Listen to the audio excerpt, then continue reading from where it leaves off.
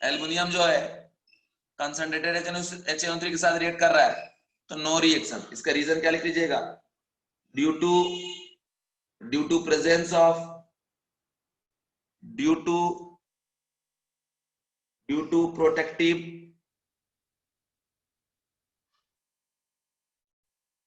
Layer of Al2O3।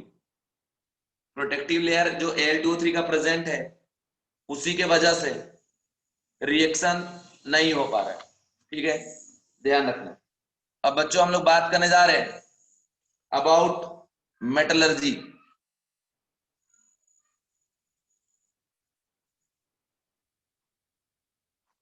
Metallurgy में ये क्या पार्टिसिपेट करता है? ठीक है, एक कंडीशन है आपका एल्यूमिनोथर्माइट प्रोसेस।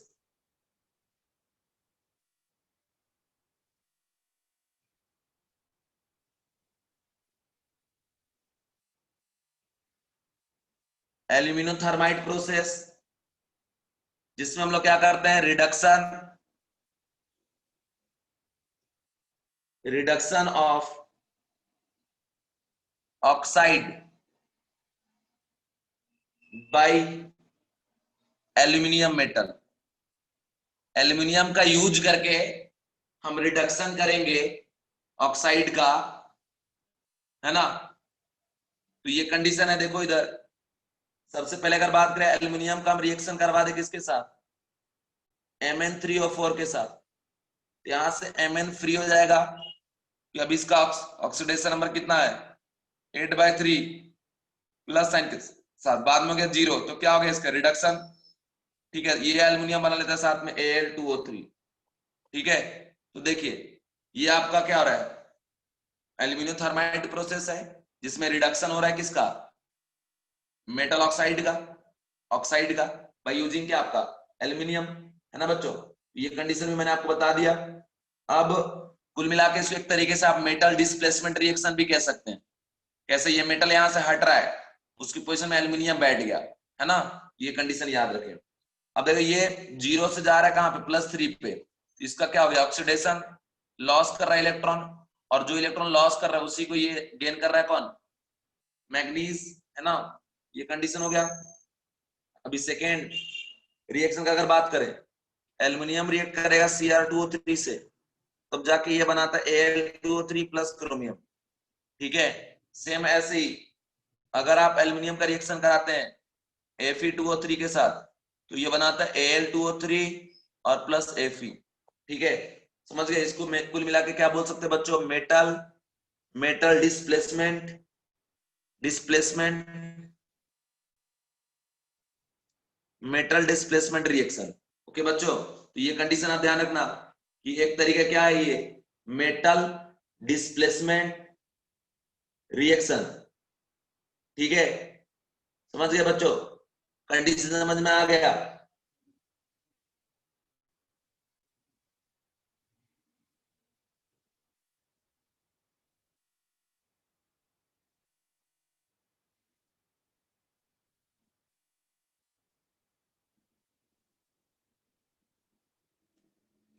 चलिए, अब नेक्स्ट अपन बात करेंगे compound of aluminium.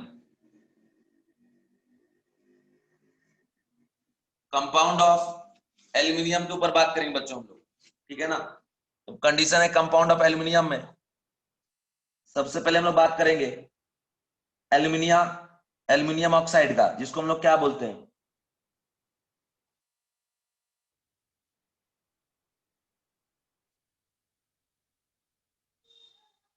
Aluminium oxide, जिसका फॉर्मूला क्या है बच्चों? Al2O3। ठीक है, एल्यूमिनियम के नाम से भी इसको जानते हैं हम लोग। ठीक है, इसका जो सोर्स है वो कौन है? बॉक्साइट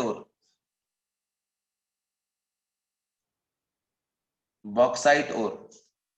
और जिसका फॉर्मूला क्या है?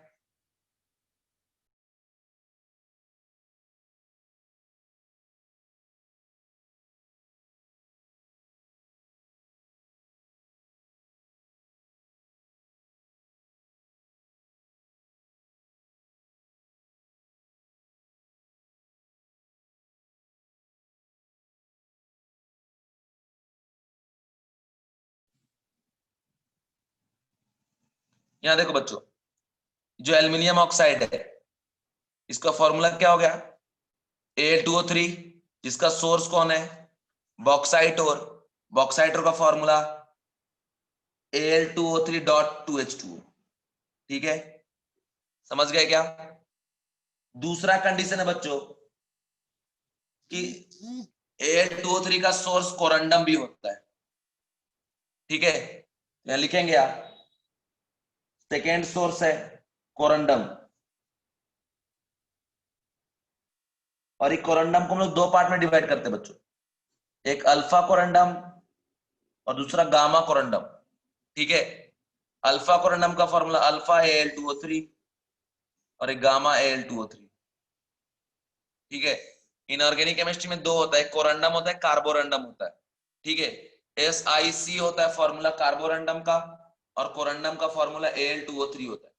ठीक है बच्चों, और कोरंडम में दो टाइप, अल्फा और आपका क्या, गामा। जिसमें जो अल्फा कोरंडम जो है ना बच्चों, ये जो अल्फा कोरंडम है ना, इसका जो मेल्टिंग पॉइंट होता है वो बहुत ही ज्यादा हाई होता है बच्चों। ये कंडीशन आप ध्यान रखना, इसका जो मेल्टिंग पॉइंट है वो क्या है, बहुत ज्यादा हाई है। कितना है, 2000 डिग्री सेल्सियस, इसका अल्फा कोरंडम का। समझ गए। और इसीलिए बच्चों इसको हम लोग रिफ्रैक्टरी मैन्युफैक्चर में यूज करते हैं। रिफ्रैक्टरी मैन्युफैक्चरिंग क्या होता है, जैसे मान लीजिए आप किसी को बहुत हाई टेम्परेचर पे गर्म कर रहे हो और आप नहीं चाहते हो कि वो मेल्ट करे, तो उसके ऊपर हम लोग कोरंडम का लेयर बना देते हैं, क्योंकि इसका मेल्टिंग पॉइंट चूंकि बहुत ज्यादा है, तो ये हाई टेम्परेचर पे भी एग्जिस्ट करेगा, ये मेल्ट नहीं करेगा, और जिसके ऊपर इसका लेयर रहेगा उसको भी मेल्ट नहीं होने देगा। ठीक है ना, ये कंडीशन बच्चों आप ध्यान रखना। ओके, तो ये कंडीशन आप ध्यान रखना, सिचुएशन आप ध्यान रखना। ठीक है बच्चों, चलिए नेक्स्ट है, हम लोग बात करने जा रहे हैं दूसरा कंडीशन। इसमें देखो कि जैसे ये सारे मेथड, आपको एक एक बात याद रहना चाहिए। ठीक है, अब देखो दूसरा और है कि जो Al2SO4 होल थ्राइस है ना, इसको अगर आप हीट करते हैं स्ट्रांगली, यहां से Al2O3 और साथ में SO3 गैस रिलीज होता है, तो ये भी सोर्स हुआ किसका, Al2O3 का। समझ में आ रहा है बच्चों। अगर आप AlOH थ्राइस ले रहे हैं, एल्युमिनियम हाइड्रोक्साइड, इसको भी अगर आप हीट करेंगे ना, ये भी बनता है Al2O3 और प्लस साथ में क्या आपका H2O। ठीक है बच्चों, ये कैसा होता है, एम्फोटेरिक ऑक्साइड होता है, एम्फोटेरिक, ऑलरेडी पहले ही बता चुका हूं कैसा है बच्चों, एम्फोटेरिक, मतलब एसिड के साथ साथ बेस के साथ भी ये रिएक्ट करेगा।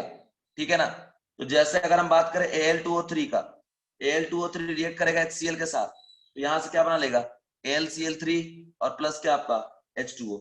और अगर बात करें हम कि Al2O3 रिएक्ट करेगा NaOH के साथ, तो बिल्कुल करेगा और बनाएगा NaAlO2, है ना बच्चों, तो प्लस H2O। ठीक है, तो कंडीशन क्या हो गई, एल्युमिनियम ट्राइक्लोराइड बना लिया, और ये जो आप देख रहे हो ये क्या है बच्चों, एल्युमिनियम सोडियम मेटा एल्यूमिनेट, है ना, सोडियम मेटा एल्यूमिनेट है ये। Okay, give me answer please, बीच बीच में आंसर देते रहो सर, समझ में आ रहा है कि नहीं आ रहा है, मेरे बिना बोले, है ना, बीच बीच में अपने आप बोलते रहो, थोड़ा बहुत मैसेज करते रहो, बीच बीच में मैसेज करते रहो, एनर्जी भेजते रहो। ठीक है, हमें एनर्जी की जरूरत है बच्चों, एनर्जी की जरूरत है ना। और आज ग्रुप नंबर 13 फिनिश हो जाएगा, इसके बाद हम लोग पढ़ेंगे ग्रुप 15, उसके बाद मेरा काम फिनिश हो जाएगा। ओके, समझ गए बच्चों। तो ये क्या हो गया आपका सोडियम मेटा एल्यूमिनेट। अब अगर मैं बात करूं एल्यूमिनियम क्लोराइड का, इसका फॉर्मूला क्या है, AlCl3, है ना, बहुत ज्यादा इंपॉर्टेंट कंपाउंड है, पता ही होगा आपको। अब इसके ऊपर हम लोग बात करेंगे, इसका हम लोग यूज करते हैं एज ए हाइग्रोस्कोपिक। अब ये हाइग्रोस्कोपिक क्या होता है बच्चों, तो होता है कि जो एब्जॉर्ब करे, ठीक है, मॉइस्चर, उसको हम लोग हाइग्रोस्कोपिक सब्सटेंस बोलते हैं। ठीक है, सबसे पहली बात हाइग्रोस्कोपिक, ठीक है, मॉइस्चर एब्जॉर्बर,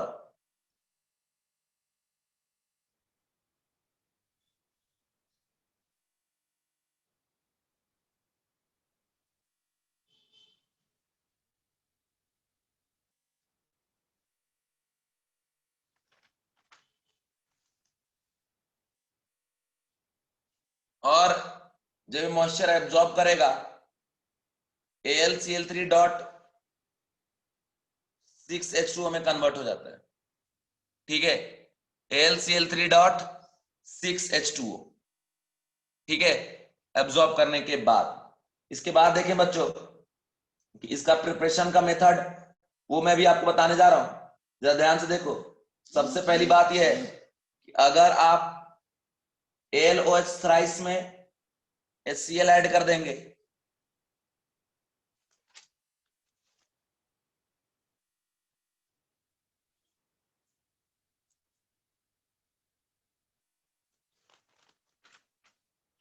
अगर AlOH थ्राइस में HCl ऐड कर देंगे क्या बन जाएगा, AlCl3 और प्लस H2 एसिड बेस का रिएक्शन, ठीक है, सीधा से ये बन गया। दूसरा Al2O3 का रिएक्शन अगर HCl से कराएंगे तब भी AlCl3 है ना, AlCl3 यहाँ पे क्या होगा, बनेगा, और साथ में यहाँ पे कार्बन देना पड़ेगा, तो कार्बन के वजह से CO गैस रिलीज होगा, कार्बन मोनोऑक्साइड, ठीक है बच्चों। नेक्स्ट अगर Al2O3 प्लस कार्बन और साथ में ले ली नाइट्रोजन, तो यहां से बनता है AlN, एल्यूमिनियम नाइट्राइड और प्लस CO गैस। अब AlN का रिएक्शन आप करा दे H2O के साथ तो बन जाएगा AlOH थ्राइस, है ना, साथ में NH3, और AlOH थ्राइस का रिएक्शन करा दिया HCl के साथ, तो ये यहां से क्या दे देगा आपका AlCl3, ठीक है, और साथ में दे देगा बच्चों ये H2O। तो ये कंडीशन भी मैंने आपको बताने का काम किया, उम्मीद करता हूं आपको ये बातें समझ में आया होगा, ठीक है बच्चों। इसके साथ ये जो AlCl3 है डॉट 6H2O, इसको स्ट्रांगली एकदम हीट करना चालू करिए, बहुत तेज हीट करिए। जैसे हीट करेंगे ना तो यहाँ का जो वाटर मॉलिक्यूल है ना, वो बाहर जाने का चांस रखता है। लेकिन अगर आप इसमें सपोज कि HCl मतलब इसको आप हीट कर रहे और हाइड्रोलिसिस वाला कंडीशन जनरेट कर रहे हैं, तो यहाँ पे जनरेट होगा Al2O3, क्या करा रहे हैं यहाँ पे हम, हाइड्रोलिसिस, ठीक है।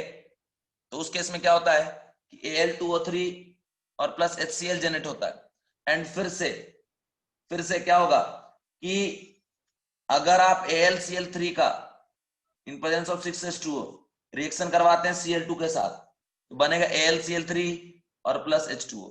बहुत इंपॉर्टेंट रिएक्शन है ये सारे, हमेशा आप ध्यान रखना, रटना मत, बार बार आप पढ़ेंगे, उसी में आपका बच्चों कंप्लीट हो जाएगा, ये बात आप ध्यान रखना, ठीक है बच्चों, ठीक है, क्लियर, कोई दिक्कत किसी को, बोलो अगर है तो।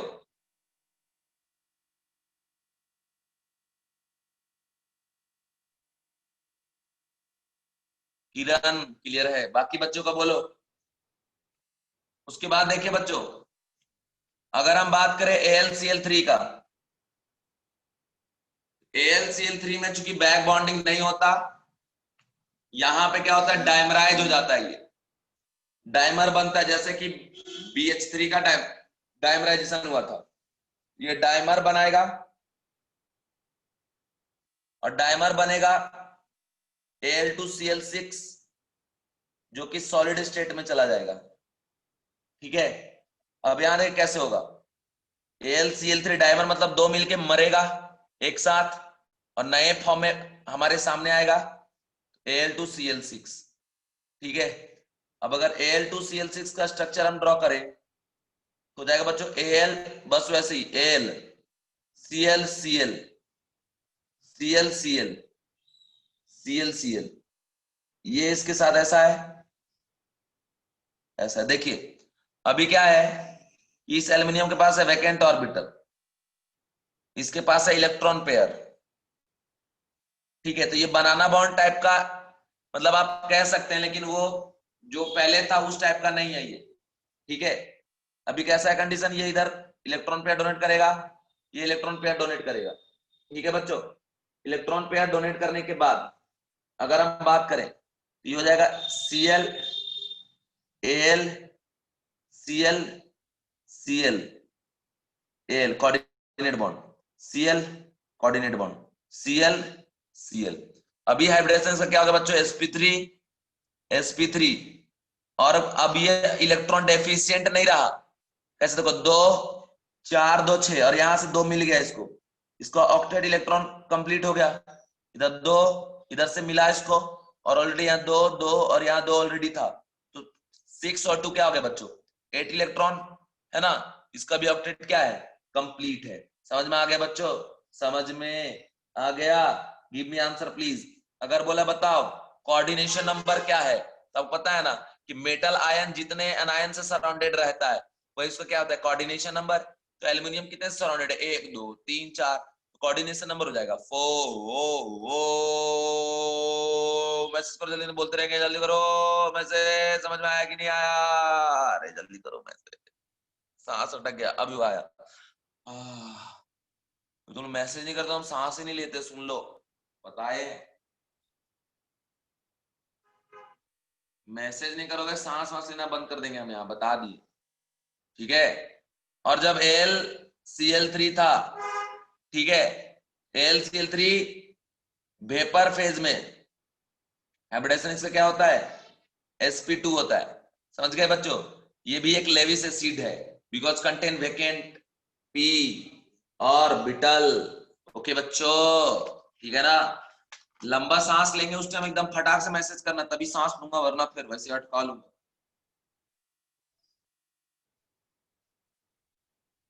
ठीक है, इसके बाद अब अगर हम बात करें B2Cl4 का, ठीक है, ये तो मैंने आपको बताया नहीं था, बस B2Cl4 एग्जिस्ट करता है, ध्यान रखना, सीधा सीधा, ज्यादा कुछ है नहीं। BbClCl ClCl, ये स्ट्रक्चर B2Cl4 का, ठीक है। अब बच्चों हम लोग पढ़ने जा रहे हैं chemical property. Chemical property AlCl3.6H2O, heat करो और हाइड्रोलिसिस। अभी आपने तुरंत देखा थोड़ी देर पहले, क्या बनता है, Al2O3 प्लस क्या बनता है, HCl, वेपर बाहर चला जाएगा। अगर इसके बाद Al2O3 बना के एक और तरीका है कि AlOH थ्राइस को हीट कर देंगे, तब भी Al2O3 बन जाएगा। देखो इतना बार एक रिएक्शन को मैं रिपीट कर रहा हूं ना, कि आपको क्लास में ही याद हो जाए, बाद में आपको कुछ टेंशन ही ना हो, ठीक है। इसके बाद है बच्चों कि अगर आप AlCl3 का रिएक्शन मान लो करवाते हैं किसके साथ, H2O के साथ, ठीक है। AlCl3 का रिएक्शन अगर आप कराते हैं H2O के साथ, तब वहां से जाके क्या बनाएगा बच्चों, तो ये बनाएगा AlOH थ्राइस, ठीक है, जो कि PPT बनाएगा, ये इनसॉल्युबल, कलर होगा व्हाइट,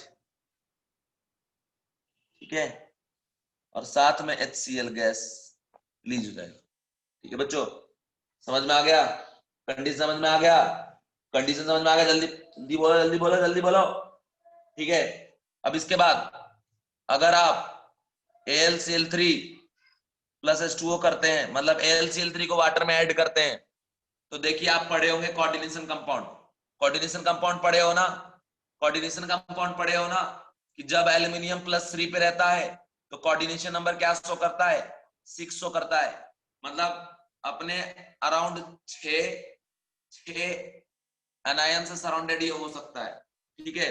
तो बच्चों जैसे इसको वाटर में डिसॉल्व करते हैं, तो कंडीशन ये ऑब्जर्व हुआ है कि ये बन जाता है AlCl2 H2O H2O4 positive charge and plus AlCl4 H2O negative charge. देखो यहाँ निकालो ऑक्सीडेशन नंबर, क्या हो जाएगा, X -2 और H2O तो न्यूट्रल लिगेंड है, तो +0 is equal to net charge क्या, +1, X इक्वल टू क्या आ गया, +3।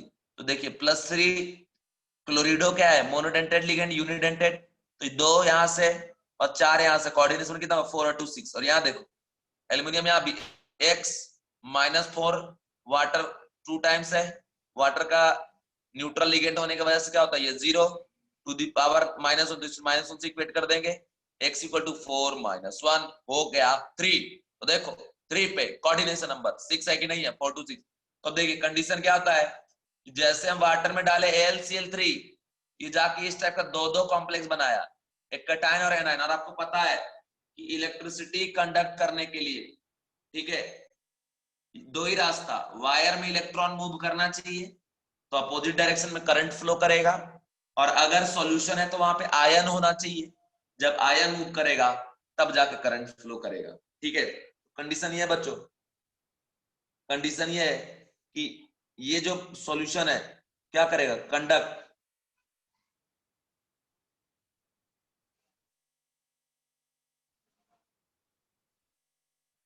Conduct electricity.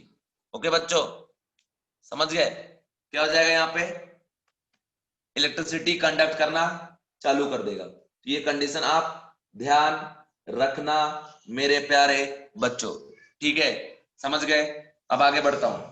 अब है रिएक्शन विद सोडियम हाइड्रोक्साइड, किसका, तो AlCl3 का। लिखेंगे reaction, reaction with sodium hydroxide, reaction with sodium hydroxide, reaction with sodium hydroxide NaOH। Okay, कुछ नहीं, प्यार से लिखिए AlCl3, और जरा सा मुस्कुराइए, गुस्सा में ना बैठो, ये तो कुछ नहीं याद होगा, मुस्कुराते हुए बैठोगे पूरा थ्योरी याद हो जाएगा। ठीक है, हैप्पी रहना एकदम हर वक्त, जैसे खुशी हैप्पी रहती है बिल्कुल, है ना, वैसे ही। तो अब देखो कंडीशन ये है कि जैसे आप AlCl3 का रिएक्शन कराएंगे NaOH के साथ, सोडियम हाइड्रोक्साइड के साथ, तो यहां से एल्युमिनियम से जनरेट होगा Al+3Cl-, और यहां से Na+, और साथ में OH-, है ना। तो क्या होगा, OH में जाएगा यहाँ पे और हो जाएगा AlOH थ्राइस, है ना, समझ गए, जो कि एक व्हाइट कलर का PPT टाइप का बनेगा, है ना, ऐसे एरो दिया मतलब ये बैठ रहा जाके। और आपको पता होगा ये कैसा एम्फोटेरिक है ना। अब मान लो अगर आपने ये जो NaOH लिया है वो एक्सेस में है, ठीक है, NaOH वापस इससे रिएक्ट करेगा, क्योंकि हमने क्या कहा कि NaOH किस में प्रेजेंट है बच्चों, एक्सेस में, है ना, इसलिए वापस से रिएक्ट करेगा। अब अगर वापस से रिएक्ट किया तो क्या कंडीशन हो जाएगा बच्चों, ये बना लेगा AlOH होल 4 माइनस, ठीक है, AlOH होल 4 माइनस, और आप इसको कैसे लिख सकते हैं बच्चों, NaAlO2 भी लिख सकते हैं, और NaAlO2 भी लिख सकते हैं, और इसको NaAlOH4 भी लिख सकते हैं। समझ में आ रहा है बच्चों आपको? तो ये कंडीशन है जिसमें इसका हाइब्रिडाइजेशन हो जाएगा बच्चों sp3, और ये कलरलेस सॉल्यूशन होता है बच्चों, कलरलेस सॉल्यूशन, ठीक है। और इसका नाम तो आपको पता ही होगा, नाम तो सुना ही होगा, क्या नाम आपने सुना होगा, sodium Meta aluminate, sodium Meta aluminate. Okay बच्चों, समझ गए? अब अब मैं आगे बढ़ता हूं, यहां तक आपको क्लियर है, लिख लिए, लिखो जल्दी, फिर आगे बढ़ूंगा जल्दी से।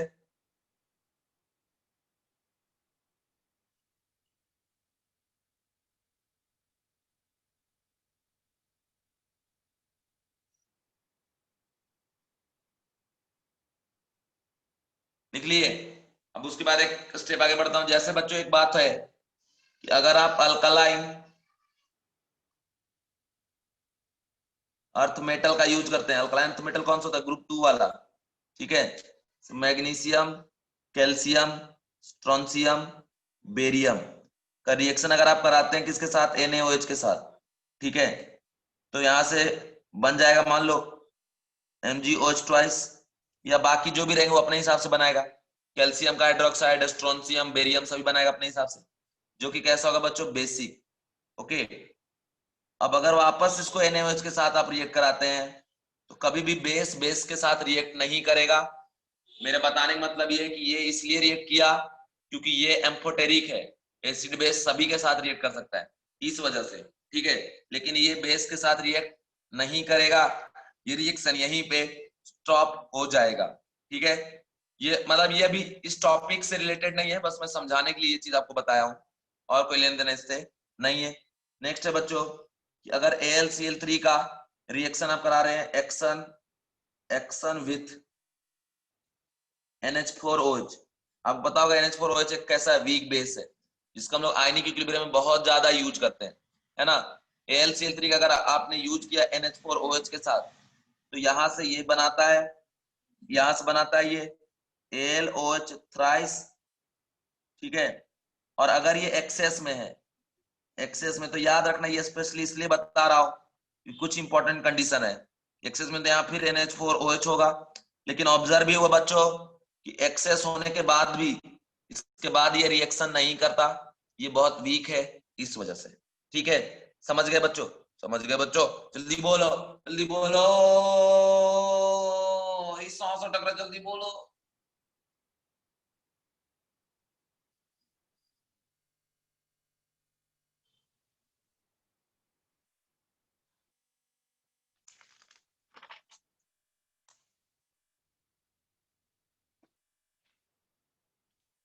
ठीक है बच्चों, लिख लिए, लिख लिए बाबू। चलिए इसके बाद देखो, इसके बाद का कंडीशन क्या है।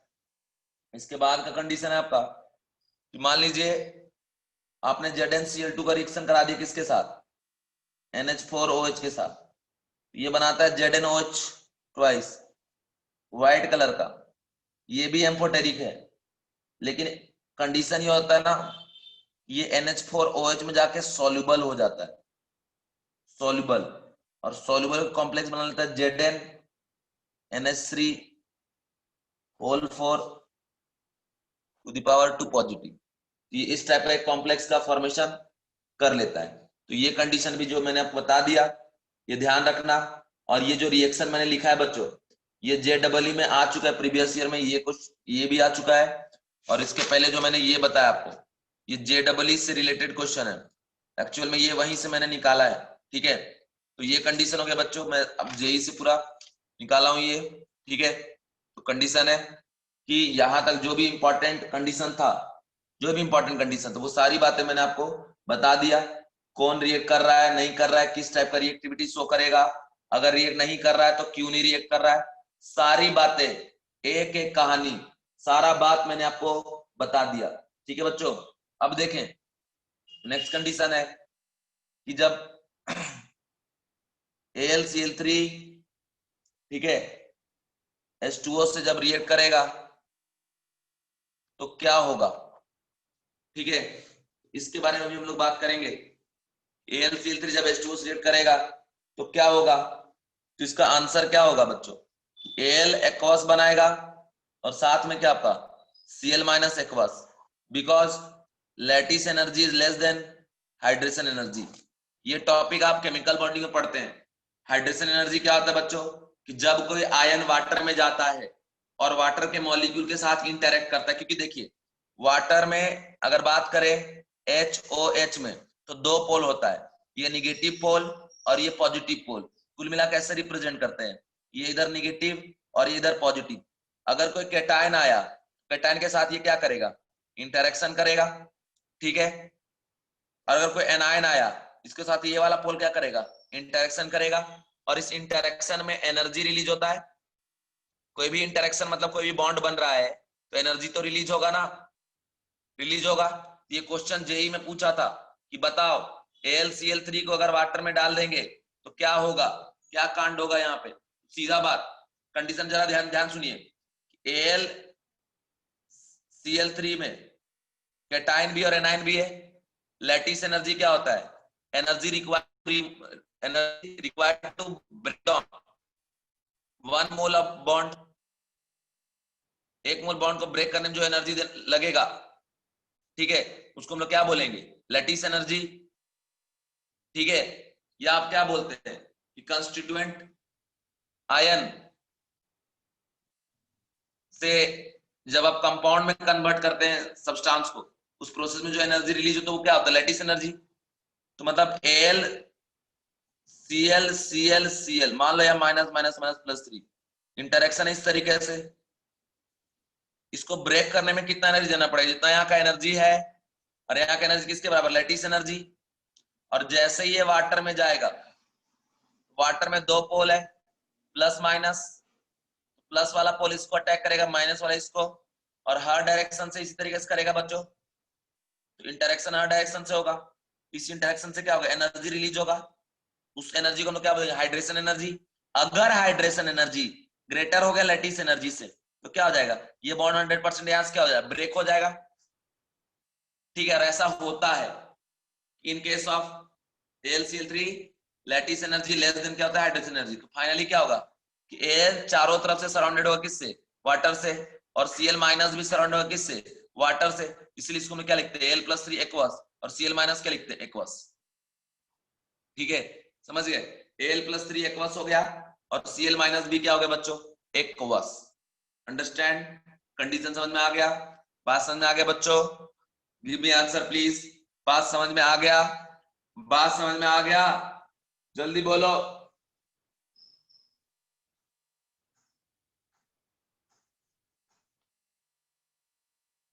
सारे बच्चे बोलो यार, सारे बच्चे बोलो यार।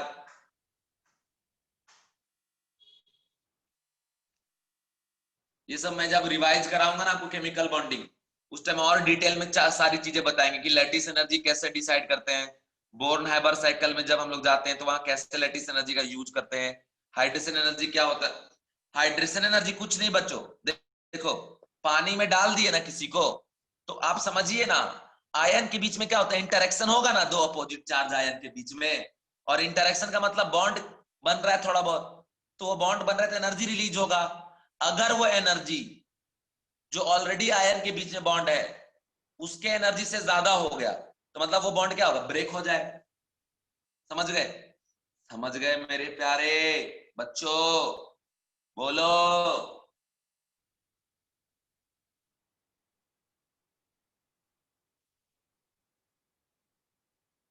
चलो ठीक है, अब आगे बढ़ते हैं। नेक्स्ट कंडीशन देखिए, एल्युमिनियम एक कॉम्प्लेक्स का फॉर्मेशन करता है बच्चों। ठीक है, जो +3 पे रहता है, अगर वाटर में Al+3 जो एक्वास फेज में हम लिख रहे हैं, इसका मतलब एल्युमिनियम चारों तरफ से सराउंडेड है किससे, वाटर मॉलिक्यूल से। मतलब इस तरीके से Al, इधर से H2O, इधर से H2O, इधर से H2O, इधर हर तरफ से। ठीक है, H2H2। ठीक है, समझ गए।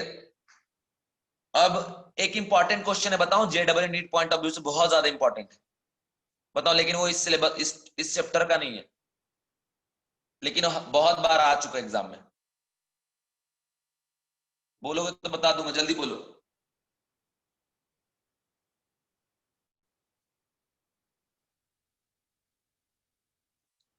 अरे जल्दी बोलो, बता दूं या सीक्वेंस कंटिन्यू करूं। लेकिन वो एस ब्लॉक का है, एस ब्लॉक का, S block group 1, S block का है। 2-3 मिनट लगेगा, ज्यादा नहीं लगेगा। बोलोगे तो बता दूंगा, नहीं बोलोगे तो छोड़ दूंगा। जल्दी बोलो।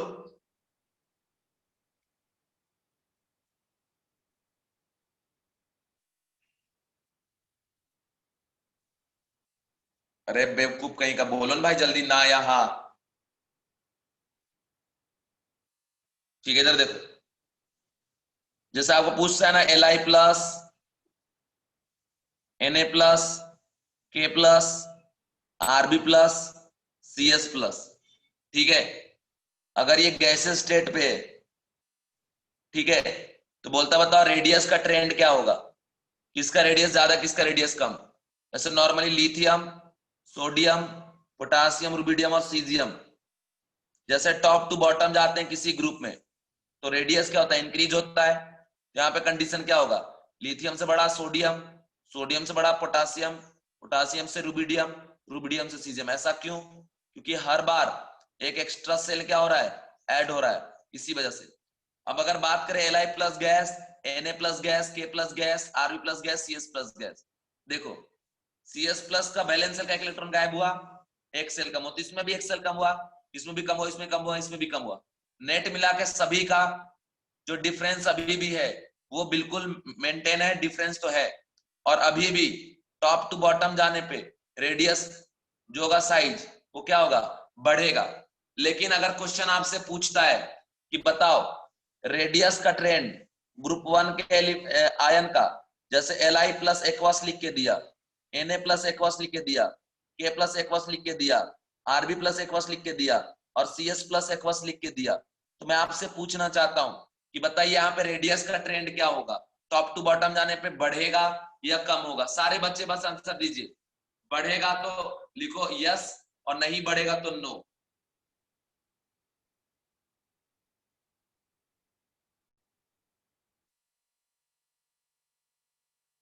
निहारिका आपका आ गया बाबू, बहुत बढ़िया। बाकी बच्चे बोलो। यस यस, बाकी बच्चे बोलो। सुनो, सबसे पहली बात सुनो, यहाँ पे क्या होता है ना कि जो रेडियस का ट्रेंड यहाँ आपने देख रखा है, जो रेडियस का ट्रेंड आपने देख रखा है उससे रेडियस का ट्रेंड यहाँ बिल्कुल अलग है। क्यों होगा अलग? वो रीजन मैं आपको बताता हूँ, पहले आप समझ ले। अगर रेडियस का ट्रेंड पूछा तो उल्टा कर दो, सबसे बड़ा Li प्लस हो जाएगा, फिर Na plus, K plus, Rb plus और CS प्लस। इसका रीजन ये है बच्चों कि ये इसमें से कोई भी आयन अगर जाएगा तो चूंकि 1 पॉजिटिव कंटेन कर रखा है, एक्वस अगर लिखा हो मतलब एक्सेस अमाउंट ऑफ वाटर में ये डिजोल्व है, ठीक है। अगर M प्लस है ग्रुप 1 का, इसको अगर हम वाटर में डिजोल्व कर दे तो H2O का जो मॉलिक्यूल है जिसका निगेटिव पोल है, इसके साथ इंटरेक्शन शो करेगा हर डायरेक्शन से आके, ठीक है। इंटरेक्ट करेगा, जितना ज्यादा इसके साथ इंटरेक्ट कर सकता है करेगा। H2O H2O H2O है ना, H2O H2O H2O H2O H2O H2O, ठीक है। तो बच्चों ये जो इंटरेक्शन चल रहा है वो किसके ऊपर डिपेंड करता है? एक तो साइज के ऊपर और दूसरा इसके ऊपर चार्ज का डेंसिटी कितना ज्यादा है। जितना ज्यादा चार्ज का डेंसिटी होगा उतना ज्यादा वाटर के मॉलिक्यूल यहाँ पे इंटरेक्ट होंगे आके, ठीक है। और बाबू ये जो एक्वस स्टेट का रेडियस होता है, हाइड्रेटेड रेडियस होता है, उसका मतलब ये होता है कि जितने वाटर मॉलिक्यूल एसोसिएट हो गए आयन के साथ उन सारे वाटर मॉलिक्यूल को बना के एक सर्कल ड्रॉ करो और उसी सर्कल का जो रेडियस होगा वही कहलाएगा हाइड्रेटेड और एक्वस स्टेट पे किसी आयन का रेडियस। जैसे मेरे कहने का मतलब ये है कि यहाँ बहुत सारे H2O मॉलिक्यूल, एक लेयर बनता है फिर दूसरा लेयर बनता है, जितना ज्यादा चार्ज का डेंसिटी होगा उतना ज्यादा लेयर बनेगा, लेयर के ऊपर लेयर, लेयर के ऊपर लेयर। जितना कम चार्ज का डेंसिटी होगा उतना कम लेयर बनेगा, ठीक है, उतने कम वाटर के मॉलिक्यूल एसोसिएटेड होंगे। अब देखो पहले मान लो इतने वाटर मॉलिक्यूल एसोसिएटेड, तो यहां से कैसा सर्कल बना लो, सर्कल बनाने के बाद, सर्कल बनाने के बाद, सर्कल बनाने के बाद यहाँ जो एटम बैठा है उसके सेंटर से इसका